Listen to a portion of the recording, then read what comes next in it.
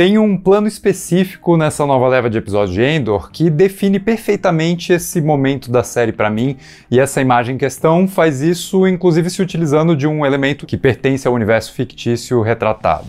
Eu tô falando daquele trecho no planeta Gorman que mostra uma aranha na sua teia presa dentro de um recipiente de vidro com essa criatura que é o símbolo desse planeta, ilustrando muito bem a resistência inexperiente dali, né? Toda envolvida numa teia de intrigas e segredos, sendo que, na verdade, esse grupo rebelde se encontra aprisionado por grades invisíveis, tão transparentes quanto o vidro ao redor da aranha, já que os agentes imperiais estão observando cada passo dessas pessoas e até permitindo que elas se fortaleçam e continuem tecendo as suas teias, para que no momento certo eles sejam esmagados com muito mais força, e o Império consiga exterminar um número muito maior de opositores.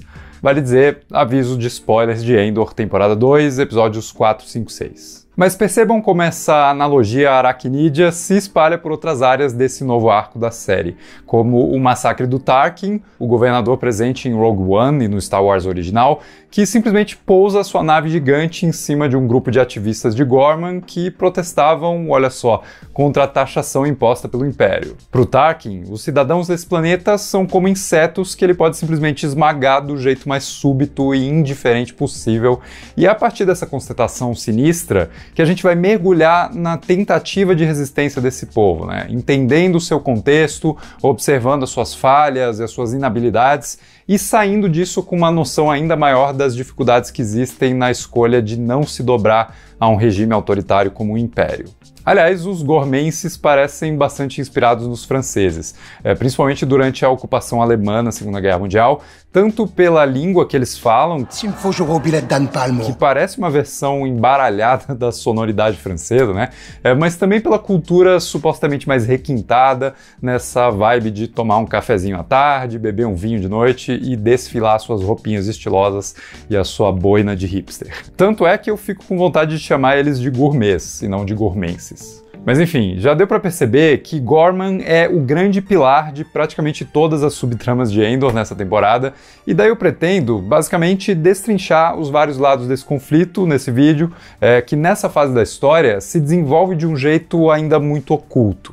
Existe todo um clima de espionagem que me lembrou bastante uma outra série que eu adoro, que é The Americans, né? Sobre um casal de agentes da KGB vivendo como americanos na época da Guerra Fria, e dá pra gente perceber esse paralelo principalmente com os dois casais principais de Endor, o Cassian e a Bix, e a Dedra e o Cyril. Todos os quatro agindo sempre com segundas intenções e lidando de um jeito ou de outro com esse atrito entre o seu dever, a sua vontade pessoal e as suas próprias ansiedades e traumas que surgem de tudo que eles fazem. No lado rebelde, a Bix continua atormentada pelos demônios do passado, tendo pesadelos constantes com o Dr. Gorst, o cara que torturou ela na temporada passada, e recorrendo a algum tipo de droga para conseguir dormir, né? Sendo que ficar isolada num apartamento meio vazio demais em Coruscant não parece contribuir muito para que ela melhore. Eu preciso repetir, eu adoro ver esses momentos de trivialidade em Star Wars, como a cena deles indo na mercearia do bairro, né? Que cumpre esse objetivo de ampliar os detalhes desse universo, mas também contribui para o senso de paranoia desse casal quando o atendente da lojinha reconhece o rosto da Bix. Algo que a gente sabe ser um gatilho bem perigoso para o Cassian, já que ele tem uma certa tendência de apagar aqueles que olham para o rosto da sua companheira. Por sinal, é bonito como Cassian parece cuidar da Bix, mas também de um jeito meio falho, né? Exagerando na sua proteção controladora sobre ela e afastando dela a chance de participar de algumas das suas missões, o que ironicamente até poderia acelerar sua recuperação. Coisa que acontece justamente no final do episódio 6, quando ela executa justamente o próprio Dr. Gorst, num plano que até parece vindo dela mesma, mas que provavelmente veio do conhecimento obtido a partir do Lone, aquele imperial infiltrado que trabalha do Lúthien. E eu dou mais um ponto para a série por não precisar explicar isso didaticamente pra gente, mas a gente é capaz de entender e juntar as duas coisas e perceber que nesse final foi realmente o Lúthien dando a missão que a Bix tanto queria realizar. Porque justamente essa decisão de matar o Gorst ocorre depois de os rebeldes descobrirem um plano bem maligno, né, por parte do Império, de institucionalizar o método de tortura desse cara, e ainda bem que a coisa não vai pra frente e que a Bix pôde explodir esse seu grande trauma, ajudada pelo Cassian, que resolveu apoiar ela de vez a partir de agora. No outro lado dessa análise conjugal, A Dedra e o Sírio também vivem os seus segredos próprios, com o Sírio trabalhando em Gorman, em mais um emprego que a sua mãe detesta, né? Porque a velhinha não se satisfaz com absolutamente nada. Embora a gente percebe logo que o Sírio tá ali para repassar informações sobre os rebeldes para Dedra, coisa que ele faz e que leva à emboscada do episódio 6, né? Com a inteligência do Império, permitindo que os rebeldes roubem os carregamentos de uma construção misteriosa para justamente favorecer o crescimento dessa célula de resistência para que ela seja extinta de uma só vez, mais para frente. Só que ainda que o Sírio pense que está fazendo um grande favor para o Império e cumprindo a sua função como cidadão, ele mesmo parece preso numa enganação particular por parte da Dedra, que usa o cara como uma peça no seu jogo de espionagem e aparentemente também usa ele como brinquedo sexual quando as luzes se apagam. E daí eu trago de volta o elemento da aranha, né? Que o Sírio traz de brinde para sua mãe e que parece apontar justamente para o fato de ele se enxergar como um dos predadores, sem saber que ele também pode ser uma potencial presa, né? No sentido de ele estar sendo enganado e usado pela Dedra e pela ISB por trás dela. O que me traz ao Lúthien agindo da forma mais cuzona possível e, claro, né, nos fazendo realmente pensar se seria possível mesmo não ser cuzão numa situação dessas. Pro Lúthien, todos ali são peças também, que ele pretende usar conforme a sua conveniência. Se é melhor para ele que a Vel e a Cinta permaneçam separadas, ele vai interferir nessa direção. Quando ele visita a Bix para talvez pensar em colocar ela numa missão, ele muda de ideia e sequer tenta conversar com Cassian sobre isso. Ou então, quando ele pergunta para Mon se ela conversou com a sua prima, a Vel, ele quer mesmo é saber se existe alguma funcionalidade nessa conversa, sendo que a Mon defende que gostaria de falar com ela simplesmente por se importar. Mas para o Lúthien, né, não existe mais sentido algum em qualquer interação humana que não sirva à sua causa principal. Ele age de forma totalmente independente, até se apoiando nos outros para executar o que ele não consegue fazer sozinho, mas sempre reservando a si mesmo o direito de ter a palavra final, como ocorre na missão de inteligência do Cassian em Gorman. O Cassian vai lá fazer a leitura, né, do principal líder da frente de Gorman, o Rylance, e trazer as suas impressões de volta para o Lúthien. E eu chamo a atenção para mais um detalhe maravilhoso da série, quando ele está saindo de Coruscant e ouvindo as instruções desse plano, no melhor estilo Missão Impossível, principalmente quando uma voz oculta descreve o personagem que ele vai interpretar nessa viagem e a câmera corta para um plano dele andando de frente com vários reflexos da sua silhueta ao lado. Num exemplo visual perfeito das várias identidades que o Cassian já ocupou ao longo da sua atuação como rebelde. Sério, que imagem belíssima. Mas enfim, o Cassian chega lá e percebe que os caras não estão prontos para o que vem pela frente, por mais bem intencionados que eles sejam. E daí a sua recomendação é que eles não façam nada por enquanto, porque o plano deles arriscaria muito só para que eles comprovem algo que eles meio que já sabem, né?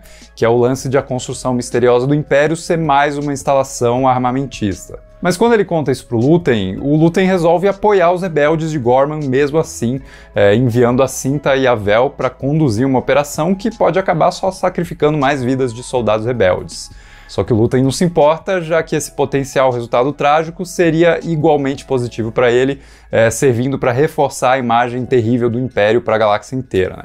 Mesmo que ele também precise deixar que essas pessoas sejam esmagadas. E isso, para mim, torna esse personagem ainda mais complexo. É tão fascinante quanto impossível de se relacionar, principalmente quando ele se contrasta com a humanidade do Cassian, que insiste em pensar na vida dos que estão na linha de frente dessa batalha e não só na estratégia de quem está por trás. E a gente tem um exemplo prático disso quando a Cinta é morta, de novo de um jeito súbito e que não oferece qualquer despedida sentimental, né?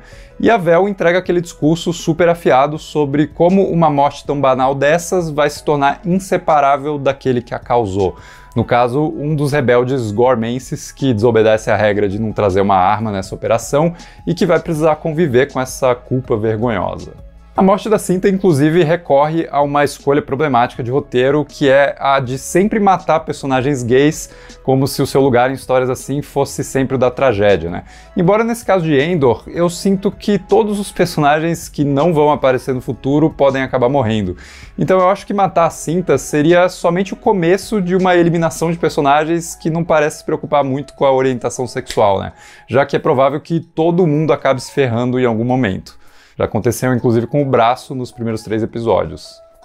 Bom, mas esse arco dos episódios 4, 5 e 6 também traz uma boa tensão no lado político, tanto quando a gente observa a tentativa em vão da Mon Mothma de conseguir votos suficientes dos seus aliados cada vez mais escassos para barrar um projeto de lei sinistro no Senado, com direito a uma ponta bizarra do Bail Organa, pai da Leia, né, sendo vivido por outro ator, já que o Jimmy Smits não estava disponível. Eu achei estranho, confesso. Mas principalmente a Kleya e o Luthen tentando remover uma escuta de um artefato exibido numa celebração imperial, numa sequência excelente que capitaliza em cima das agendas ocultas de todos os personagens ali. A Mon Mothma, o Lone, o Luthen, a Kleya e também o Krennic, vivido de um jeito cada vez mais divertidamente babaca pelo Ben Mendelsohn. Sério, é delicioso ver ele batendo boca com a Mon sobre as diferenças entre a resistência e o terrorismo, né? Parece que o cara saiu direto do WhatsApp das famílias brasileiras. No geral, eu achei esse arco até complexo demais, né? Eu nem mencionei o Sol Guerreira sendo totalmente maluco, mas eu acho que uma frase da própria série resume esse ritmo quando o Perrin tá indo para mais um jantar de gala e diz que tá sendo difícil esmagar 3 anos de falsidade social em 3 noites seguidas. E eu sinto que a série, de um jeito semelhante, parece ter ideias demais, que estão sendo comprimidas em 3 episódios por semana.